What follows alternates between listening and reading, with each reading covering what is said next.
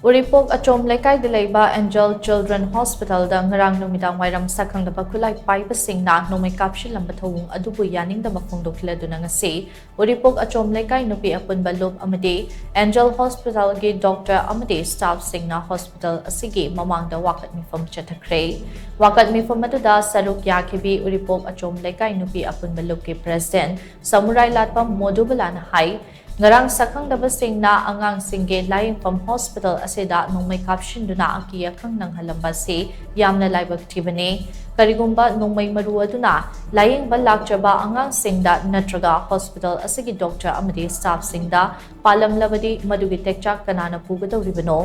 asum na mi kung nataba mafamda LEIBA analaying sangda NONGMEI kapshinbagi thabak ase matungda chathabigano madugi mahuta wari sanadna warushin ama puraknaba hotnabiyu haina mahakna phongdokhe अखोगी मतुंगा सुगुंबा नोंगै Maru कापसनदुना मीबु मिपा हनबा यामना अवाबा